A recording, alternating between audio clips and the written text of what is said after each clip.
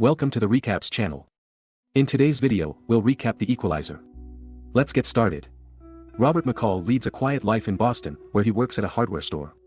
He enjoys a good reputation and is well liked by his coworkers. During lunch, he sits with his friend Ralphie. Robert is helping Ralphie pass his security guard test, and he reminds him that he should be losing weight for the test. Most nights, McCall frequents a diner where he reads his current book, The Old Man and the Sea. A young girl at the diner asks McCall if the man in the book catches the fish, to which he replies, "Not yet."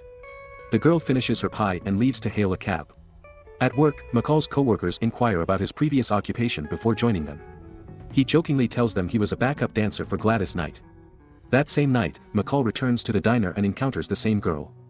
A limousine pulls up across from the diner, and the girl receives a call from her pimp, Slavi. Reluctantly, she goes outside to meet the man. The following night, McCall finds the bruised girl in the diner. She introduces herself as Teri, but reveals her real name is Alina. They leave the diner and take a walk, but Slavi interrupts them. Slavi slaps Alina, causing McCall to step forward until he notices Teri holding a gun. Another night, McCall visits the diner and learns from the manager that Alina is in the ICU after a severe beating.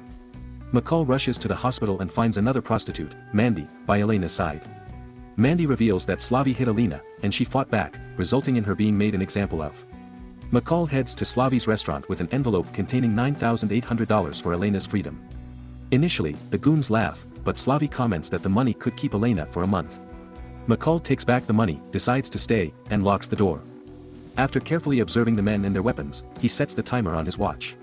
With a cold and expressionless face, Robert launches a swift and merciless attack, overpowering and slaughtering Slavi and his henchmen. Following the murders, a Russian mobster named Teri arrives in Boston to track down the killer. He teams up with a group of corrupt cops to gather leads. Meanwhile, Robert receives shocking news about Ralphie's resignation. Concerned for his friend, Robert visits Ralphie at his home, only to find him assisting his mother in cleaning up her shop. Corrupt police officers had intentionally set her shop on fire because she refuses to pay them protection money. Determined to help, Robert secretly follows the corrupt cops who extort money from small business owners in Ralphie's area. He documents their illicit actions and confronts them, threatening to expose their activities unless they cease their corrupt practices. Held at gunpoint, McCall swiftly defeats both cops, and they eventually return the money to Ralphie's mother. Meanwhile, Teri interrogates various gangsters who had connections with Slavi. Teri is taken by one of the crooked cops to the workplace of a gangster named John Looney to continue his search for the killer and nearly kills him as a warning.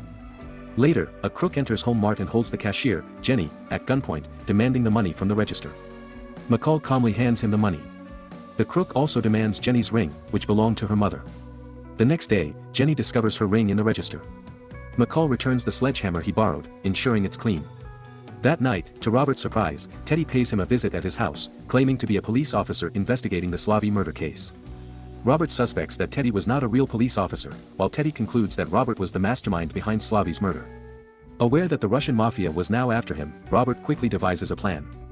Then, Teri's men attack Robert at the diner. Unfazed by the assault, Robert easily overpowers Teri's henchmen and swiftly leaves the diner. Teri and his men pursue Robert to his apartment, only to find it empty. Unbeknownst to Teri, Robert is observing their movements through a hidden camera in his apartment. Robert pays a visit to his former colleagues, Susan and Brian Plummer, who were formerly with the Defense Intelligence Agency. Until now, it was believed that Robert had died in a bombing incident long ago. He seeks Susan's assistance in identifying Teri. Susan warns McCall that these men won't stop until he and everyone he cares about is dead. Later, Robert locates Masters and coerces him into aiding in the dismantling of one of Pushkin's money laundering facilities. When the police arrive, Masters and Pushkin's men are apprehended, and a note left by Robert urges them to follow the money. Robert confronts Nikolai once again, issuing a threat to cause further harm if he continues to pursue him. Later, Robert destroys two of Pushkin's oil tankers. In retaliation, Nikolai kidnaps Robert's co-workers at the hardware store in an attempt to coerce a meeting. Unexpectedly, Robert evades the meeting and eliminates the guards watching over the hostages. Nikolai arrives with his men, whom Robert systematically eliminates using improvised weapons gathered from the hardware store. As Nikolai is about to murder Ralphie, who remained to assist, Robert dispatches him with a nail gun. 3 days later, Robert locates Pushkin at his mansion in Moscow, eliminating all of his guards. He cunningly tricks Pushkin into electrocuting himself, resulting in his demise. Sometime later, following her recovery, Alina encounters Robert.